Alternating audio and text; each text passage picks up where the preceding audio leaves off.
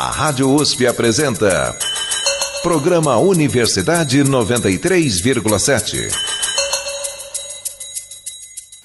Ativa Antena 1. Bandeirantes FM. Mais vida no ar.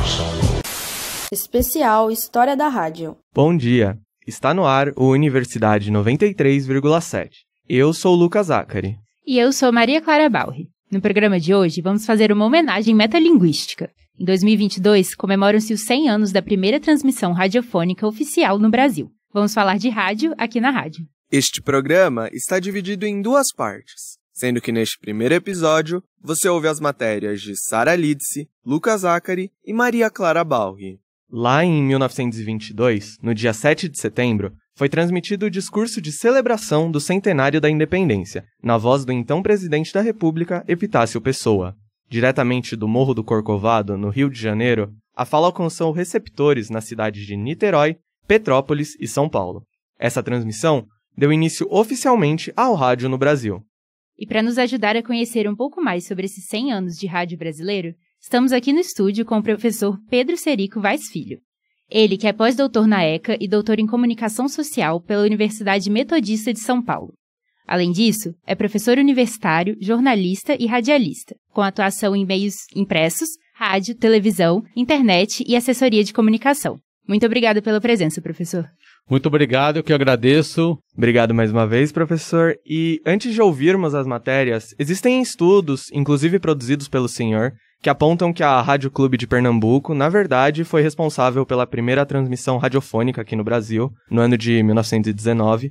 Você poderia explicar um pouco pra gente sobre essa transmissão e o porquê do discurso de Pessoa ser considerado a primeira transmissão oficial? A gente localiza oficialmente em 1919, um registro da fundação do Rádio Clube de Pernambuco, do Rádio Clube, que não se usava a expressão feminina. E ali no dia 6, eles resolvem fundar o Rádio Clube de Pernambuco com a intenção já de ter um projeto, desenvolver ali um meio de comunicação, de ter uma referência sobre a comunicação à distância e também assim, a linguagem para os ouvidos. Não se pensava no rádio como aconteceu anos depois, mesmo na década de 20 e 30, mas já se pensava nessa possibilidade, então era tudo amador. Esse registro foi muito importante porque quando a gente chega em 6 de abril de 19, que é quando eles fundam o Rádio Clube, quando você funda uma instituição, é porque antes você já tem um projeto anterior, nada acontece assim naquele dia. O que aconteceu antes, em 18, 17, em 1915? Então, na década de 10 do século XX, já vários estudos aconteciam nessa parte. Mesmo antes, né, quando a gente fala de Padre Landel de Moura e Guilherme Marconi, a invenção do rádio, você já tinha essas referências. Mas ali, para pensar em meio de comunicação, tinha todo um estudo antes. Então, a partir desses estudos, então, vamos fundar uma instituição em Recife, com um grupo de jovens e professores, estudantes de radioeletricidade, e fundou-se o Rádio Clube de Pernambuco. Ele é fundado de uma forma experimental, ele vai ficar de 1919, 1920, 21, 22, 23, com experimentações, até que em 23, como o Rádio Clube cresce muito, se desenvolve já com estatutos estabelecidos, eles então vão reformular a Rádio Clube. E ela ganha uma nova data de nascimento, que vai ser dia 17 de outubro de 23. Por esse motivo, muitas vezes não se reconheceu o ano de 19, porque como ela vai ganhar um novo endereço, nova equipe, novos equipamentos, e então ela vai ter uma nova data de nascimento. Então se registrou muito o dia 17 de outubro de 23, que vem depois da inauguração da Rádio Sociedade do Rio de Janeiro, que foi fundada no Rio de Janeiro pelo Roquete Pinto, em 20 de abril de 23. E 7 de setembro de 22 também houve uma apresentação experimental emblemática na capital do Brasil, Rio de Janeiro. Então essas datas foram se cruzando. Mas em nenhum momento existiu ali uma briga entre datas. Na época não existia. Pelo contrário, as pessoas tinham essas coisas, esses compartilhamentos de informação, porque a tecnologia da época estava crescendo.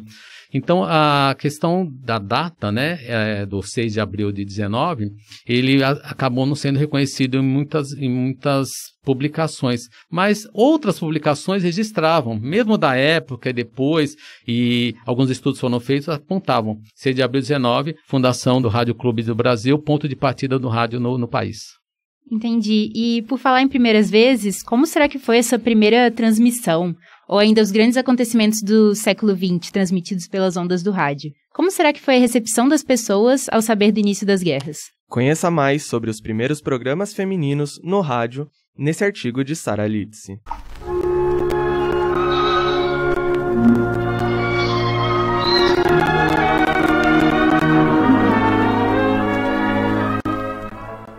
A rádio surge no Brasil em 1922.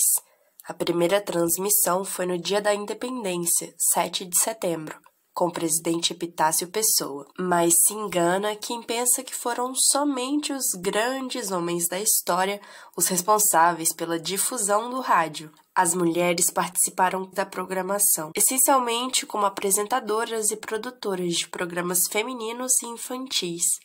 Maria Beatriz Roquete Pinto foi uma das primeiras locutoras do Brasil. E esse nome pode não ser estranho a você. Ela era filha do Edgar Roquete Pinto, que realizou as primeiras transmissões oficiais aqui no Brasil. Eu aprendi com meu pai que a grandeza de um país não se mede nem pela superfície, nem pelas riquezas minerais, mas sim pelo saber, honestidade e valor moral e cívico do homem. E eu acho que isso a rádio tem que procurar continuar, não é?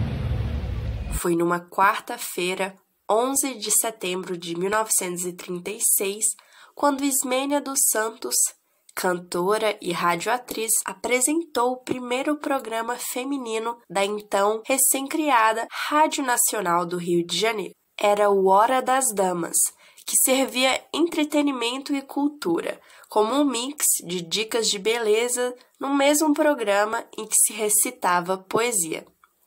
Em 1932, Mari Buarque, poetisa e professora de música, criou o Pequenópolis, um programa infantil. Ali participavam artistas precoces, que cantavam e recitavam versos de grandes poetas brasileiros. E detalhe, todos comandados por uma criança de 7 anos. Como Ismênia, as mulheres da rádio naquela época atuaram como cantoras, radioatrizes e locutoras, e não deixavam de manter a seriedade ao comandar as transmissões. Joacir? Joacir? Tô aqui, neguinho. Aqui aonde, Joacir? No jardim, neguinho. Estou aqui no jardim. Ah, eu já vou embora. Até lá, vem, Joacir. Pô, você já vai, neguinho? A programação, chamada à época de feminina, virava companheira de suas ouvintes e atingia um grande número de pessoas.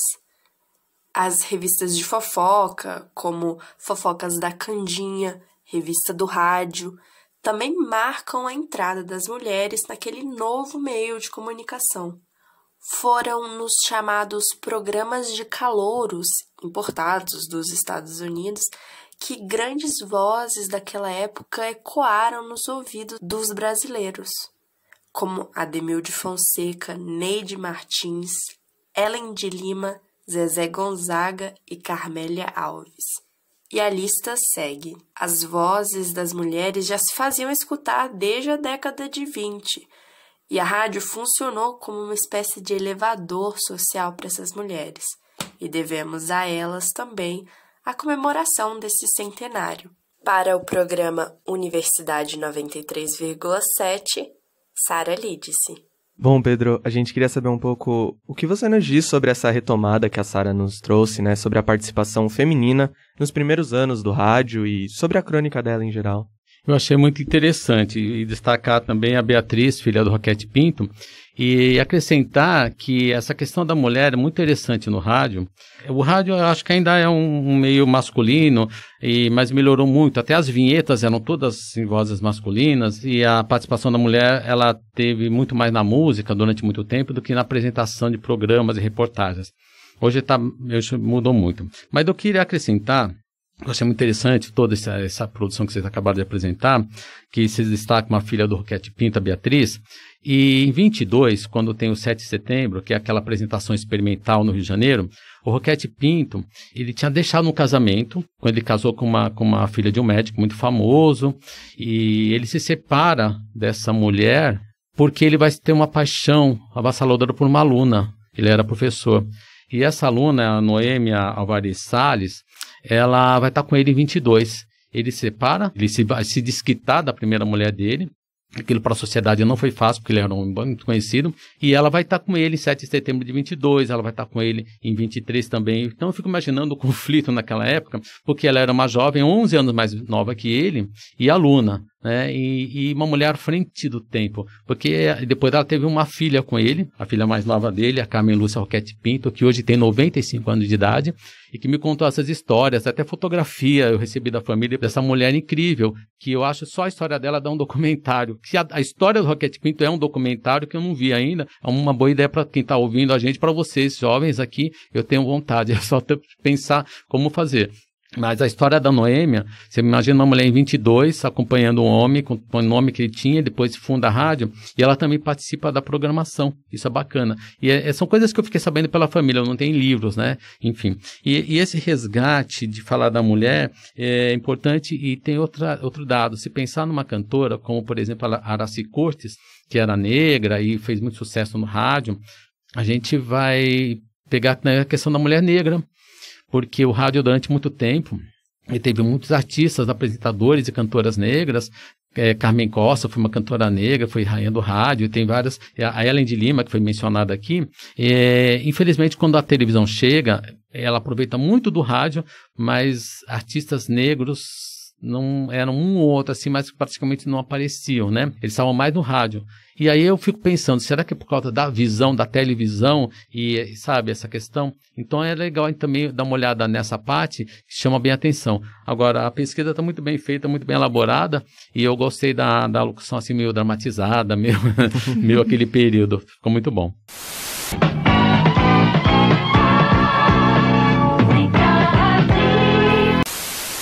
E ainda falando do passado, os formatos de rádio deixaram um legado para diversas gerações. Mesmo que eu e a Maria não tenhamos escutado tanto essa programação por conta da idade, é muito clara a importância dos programas radiofônicos, tanto para o ouvinte quanto para os profissionais de comunicação. Conheça e relembre um pouco sobre os principais formatos dos programas de rádio nesta crônica nostálgica de Lucas Zachary. Um novo objeto chega em casa. Em cima da mesa ou de uma prateleira, é colocado em um pedestal, para ser admirado. Muito mais que uma decoração, dali sai um som. Se hoje os celulares acompanham as pessoas quase que como um apêndice, era ao redor do rádio que as famílias se reuniam. Dali, as notícias do dia iam diretamente para seus ouvidos. Bastava sintonizar na voz de Eron Domingues e não precisava mais esperar até o amanhecer para saber o que aconteceu no dia anterior. Atenção, atenção, Beverly Hills, Califórnia, faleceu Carmen Miranda. E então, trovões, um mocinho cavalgando em cima de um cavalo, um tiroteio contra o vilão, a febre das sonoplastias que inundam os programas de TV e as redes sociais já era impulsionada nas antigas radionovelas. Uma folha de zinco parecia anunciar uma grande chuva, enquanto o bater de cocos era o trote do animal. Tudo feito na hora. E só com as vozes dos atores e os efeitos sonoros era possível criar uma ambientação e um cenário dramático. Será que o mocinho e a mocinha vão ficar juntos? Qual será a próxima vigarice do bandido? E ainda mais, quem seriam aquelas vozes que atuavam? Só com as revistas de rádio que era possível fazer o tal cara crachá entre a voz que emocionava e o rosto que encenava. Do drama para o cômico. Talvez esse humor de antigamente seja, no mínimo, questionável hoje em dia, tanto pelo conteúdo quanto pelo formato. Mas era esse humor e piadas que faziam relaxar de um dia difícil e também fazer pensar um pouco na situação do país, mesmo que mascarado pelo humorístico. Seja por esquetes ou por textos lidos, dava para escutar as risadas não só dos auditórios onde eram gravados, mas nas ruas e nas casas. Falando em auditório, foi nesse tipo de programa que grandes nomes do entretenimento brasileiro surgiram. De frente para uma plateia de centenas e ouvidos por milhares, apresentadores como Ari Barroso e Chacrinha mandavam e desmandavam em seus programas, trazendo as mais novas estrelas ou mostrando os sucessos musicais da época ao vivo. E você já parou para pensar como é a emoção de sintonizar os primeiros Yeah, Yeah, Yeah vindos de uma distante Liverpool em pleno Brasil? Ou ainda, imaginar descer as estradas de Santos no seu calhambeque, mesmo que no sofá de casa? Tanto o bêbado quanto o equilibrista estavam prontos para mandar aquele abraço pelas ondas do rádio. Mas não tem como não dizer de emoção radiofônica sem citar o grande momento do futebol. O de pilha passou a ser mais um instrumento de torcida, aglomerando-se aos milhares que acompanhavam os jogos no concreto dos estádios. Não bastava apenas assistir a jogadas geniais e aos gols inimagináveis. A companhia de Fiore Gigliotti e Osmar Santos eram primordiais para o torcedor. E quando o jogo era longe de casa, somente pela rádio era possível saber em tempo real o que estava acontecendo com seu scratch preferido. Os 100 metros do campo pareciam uma pequena quadra de escola, com a velocidade da narração vindo a 1000 por hora, e de repente Leônidas armava a bicicleta, Pelé subia para cabecear, Rivelino fazia um elástico ao Zico, preparava a falta e pro gol!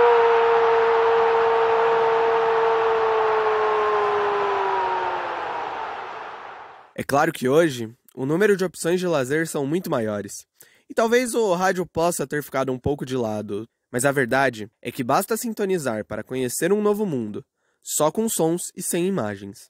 A não ser aquelas da sua imaginação. Para a Universidade 93,7, Lucas Zacari. Então, professor, a gente queria saber se você tem uma relação mais próxima com algum desses formatos colocados na crônica. Bom, primeiro, parabéns pela crônica, achei muito legal, adorei o Terezinha e a reprodução aí, e nomes que eu conheci. Eu trabalhei com Osmar Santos na Rádio Record, e eu fiz um documentário com o Fiore Gigliotti, aprendi muito com ele. São pessoas muito que me abriram muito as portas. E eu trabalhei em jornalismo esportivo, isso me ajudou muito, né? A questão do som, ela é fundamental. A gente, quando vocês trazem essa questão do presente e do passado, e eu fico pensando como é importante tudo que foi dito sobre novela, essa coisa toda, sobre as paixões que a gente, do mocinho, etc. A gente cresce o Brasil a partir dos anos 20, mas sobretudo, principalmente a partir dos anos 30, em torno do rádio. Se você pensar que nos anos 20 a gente tinha uma população de 70% de analfabetos e que os meios impressos eram controlados pelo Estado. E quando Getúlio Vargas vai observar isso na década de 30, mas principalmente 32, ele vai, aí vamos controlar esse meio, porque ele está falando para analfabetos.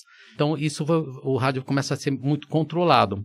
Então, aquela programação mais cultural, de Roquete Pinto, etc., vai ter um incentivo para o entretenimento. Não que isso não tenha sido bom, mas a publicidade entra com muita criatividade e com locuções, com retratos sonoros, querendo buscar mais essa criatividade. Então, me chamou a atenção a crônica, eu fui refletindo conforme ela foi se desenvolvendo, e o texto está muito bom. É pena que a gente não tem arquivos dessa época, porque não se pensava muito nisso. E hoje que a gente tem possibilidade, tem muitos arquivos, mas ao mesmo tempo alguns sites entram no ar, saem, a gente acaba perdendo.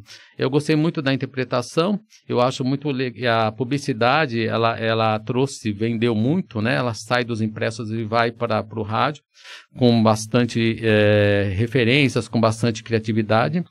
E eu creio que, assim, o som, a gente vive dele, né? E hoje, uma coisa que eu acho bacana é que os projetos, para quem não tem a audição, ele tem outra possibilidade pela tecnologia, que naquela época não tinha.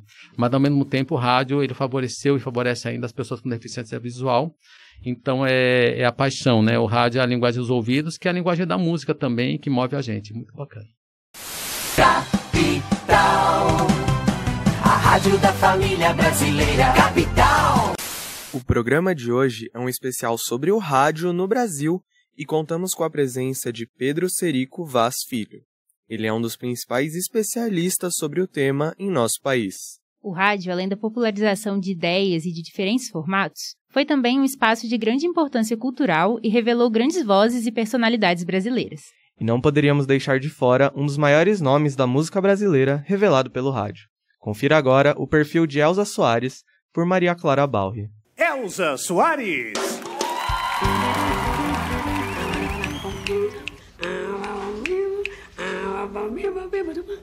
Elza Soares, apelidos: guerreira, abelha rainha, gata de 7 fôlegos, dura na queda. Senhoras e senhores, Elza Soares. Famosa pela voz rouca e singular, Elza Soares, cantora e compositora brasileira, foi um dos maiores nomes da música popular do país. Sua trajetória conta com tragédias e reviravoltas memoráveis, que fizeram dela uma figura única no cenário cultural brasileiro. Nascida no subúrbio do Rio de Janeiro, no dia 20 de janeiro de 1930, Elza começou a cantar com o pai, que gostava de tocar violão nas horas vagas. Ela teve uma infância dura, que foi subitamente interrompida pelo casamento. Com apenas 11 anos, Elza casou-se com Lourdes Antônio Soares. Aos 21 anos, tinha 6 filhos para cuidar e era viúva. Trabalhou como operária, lavadeira e faxineira, mas manteve o sonho de ser cantora desde criança. Em 1953, se inscreveu no concurso de música do programa de Ari Barroso, na Rádio Tupi. Ari Barroso!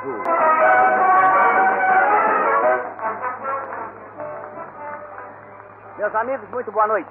Vou dar início a mais uma transmissão do programa Calouros em Desfile. Na ocasião, ao se deparar com a caloura vestida com trajes pobres, Ari tentou ridicularizar Elza. Depois de driblar a crueldade do apresentador, Elza deu outro golpe certeiro ao defender o samba-canção Lama, de Paulo Marques e Ailce Chaves. Se o meu passado foi lama e hoje quem me difama viveu na lama também. Foi nesse momento que Ari Barroso anunciou que acabava de nascer uma estrela. Elza ganhou nota máxima no programa de calouros. Ela mesma contava que só se inscreveu para ganhar o prêmio e poder cuidar do seu primeiro filho, que estava doente. Em 1959, a cantora gravou um disco com o samba Se Acaso Você Chegasse, de Lupicínio Rodrigues, que alavancou de vez sua carreira. Se acaso você chegasse no meu chateau e encontrasse aquela mulher que você gostou. Já famosa, Elza conheceu Mané Garrincha, com quem veio a se casar. Contudo, o relacionamento foi marcado pelo alcoolismo e violência do jogador. A artista foi ainda perseguida pela ditadura militar e teve sua casa metralhada no Rio. Foi obrigada a se autoexilar na Itália, onde morou por 6 anos. Elza Soares teve 8 filhos no total, dos quais 4 morreram.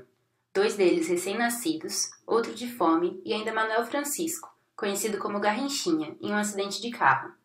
Diante de tamanho sofrimento, a cantora entrou em depressão. Ela passou a afirmar que a música é uma alternativa da dor. Apesar de todos os percalços, Elza lançou, ao longo da carreira, 34 discos, aproximando-se do samba, do jazz, da música eletrônica, do hip hop e do funk. Ela dizia que a mistura era proposital. No ano de 1999, foi eleita cantora brasileira do milênio pela rádio BBC de Londres. Ainda venceu o Grammy Latino com o álbum A Mulher do Fim do Mundo e foi citada na lista das 100 maiores vozes da música brasileira pela revista Rolling Stone.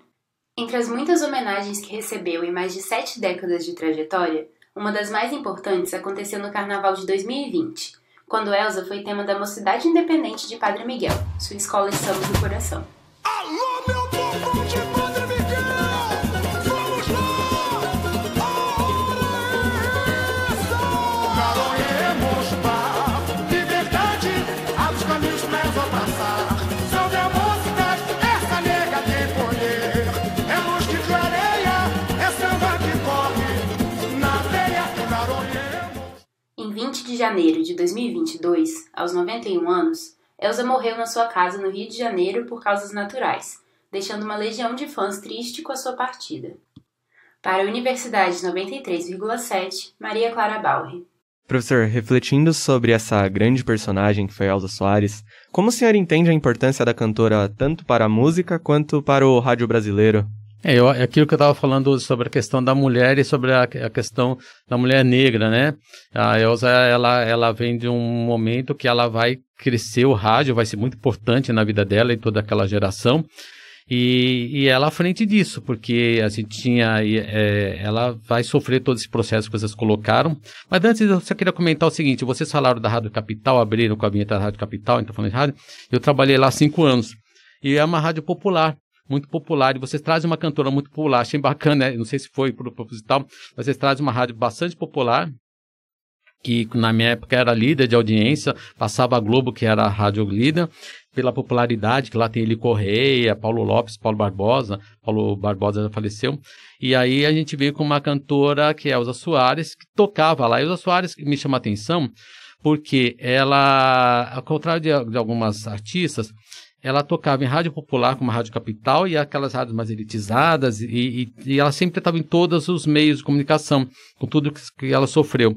Então, eu acho importante trazer a Elza, porque ela é uma grande representante da música popular brasileira, e ela está ali no final dos 50 e começo dos 60, entre as grandes que vieram antes dela, Carmen Dalva de Oliveira, Aracide de Almeida, Angela Maria, está entre as grandes e as que vieram depois, como Elis Regina, Clara Nunes, e vai conviver com as novas. E no final da vida dela, ela está convivendo com a geração nova. Então ela aproveitou o que veio antes, que era a Carmen Miranda, tudo isso, é isso que ela leva para o programa do Ari Barroso, e ela vai conviver com as que vieram depois dela, que esse é o nome que eu mencionei, e vai ter uma relação muito boa com elas, né? Tem essa competição de cantoras, mas ela vai se desenvolver.